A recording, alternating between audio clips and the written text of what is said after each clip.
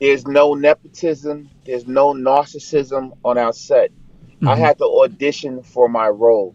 Mm-hmm. And it gets annoying when I hear people saying, hey, can you hook me up? I couldn't hook myself up. And I'm an executive producer. You know, it felt kind of funny going to audition in front of my peers, but it happened. Right. Um, everything, my journey is never been a smooth road. I've never followed the yellow brick road. I've always been tossed to the sea monkeys and the and the Wicked Witch of the North or the South or the East. You know, it's always been trials and tribulations for me. I tell people all the time, you can chase your pension or chase your passion. That's up to you. I decided to chase my passion. Hey, this your boy Markuann Smith, actor, executive producer of the Emmy Award winning TV series Godfather of Harlem, and you're watching Folksalert. You, what interests you in film? How did you get into this whole film thing? Is it Well, the Cali? Going to Cali? no, man. What really happened was, I'll take it back from the beginning. Um, I started off in music. My older brother's an artist by the name of Father MC, but we'll take it before that. You know, film kind Really? of what, yes, yes, yes. Film is what kind of really saved me. I grew up in an inlet called Far Rockaway, and if you know about Far Rockaway, Queens, it's notoriously known.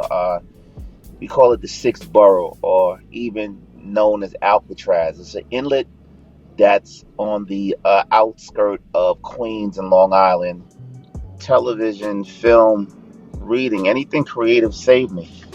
You know, I was a kid that was in and out of juvenile facilities Mm-hmm. since I was 12 years old, you know, from Spofford to DFY, which is called Division of Youth in New York State uh, penal system.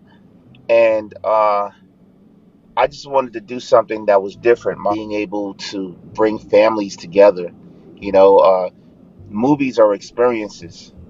Movies will always be around. There's a big difference in watching Netflix in the living room with your family than going to a movie theater with people that you don't know and enjoying an experience. True. It's something to look forward to, and being able to tell stories that resonate with the juxtaposition of what's happening in today's world is something that I love to do and I want to continue to do.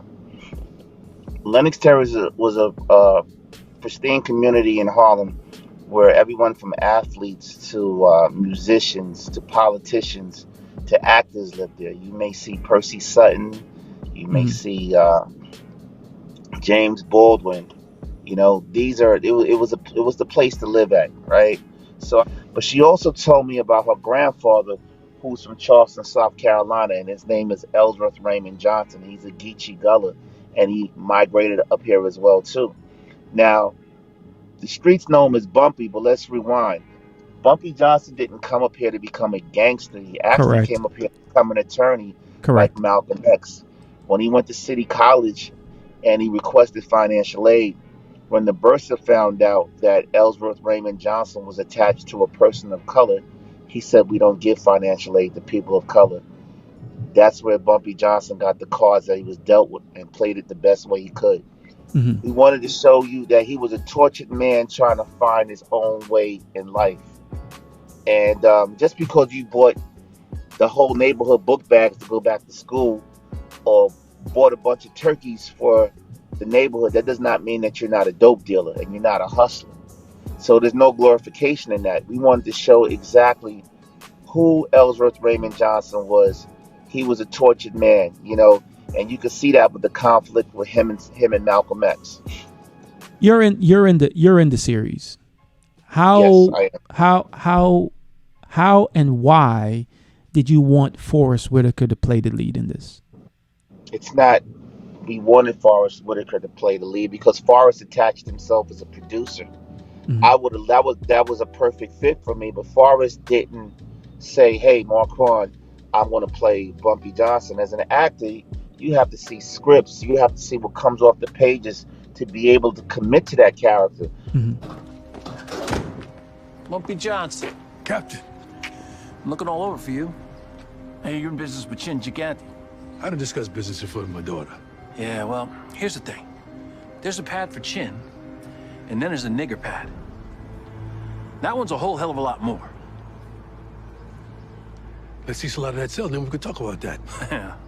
That's not how it works, Johnson. Daddy, can we go? Hey, I'm talking here. Did your father ever tell you it was rude to interrupt? It's okay. What's your name?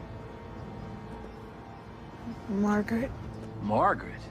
That's a white girl's name. Hey, don't talk to my daughter like that. What's wrong with you? Don't you get uppity with me. Frisk him.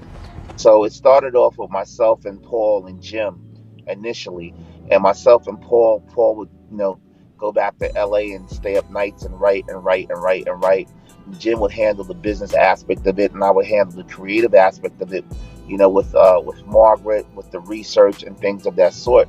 And then we got in contact with Chris Brancato, who's Paul's partner. But Chris at the time was working on another project that he couldn't commit because it was a pilot that he was waiting to see if it got picked up, called Las Sirenas on CBS. It didn't get picked up, and then he was working on the El Chapo project because he just came off of creating one of the shows that defines what Netflix is, which is Narcos. Right. Chris said, you know what? I did Bumpy Johnson before with Hoodlum with Paul, but if we could tell it this way, Bumpy Johnson coming home from Alcatraz in 1963, an African-American gangster coming to a new world, we got a hit. It's missing, Junie.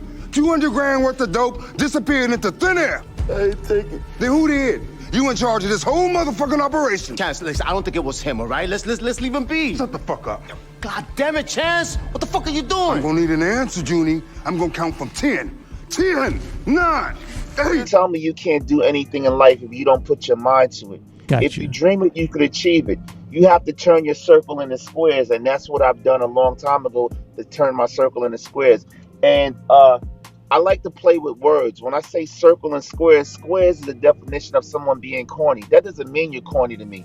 Right. Your circle could be, you could be part of the cool circle, but I want to be part of the squares. I want to stand out. I'm not scared to color outside the lines, because I feel if you color outside the lines, you can still make a beautiful picture. And that's how I am.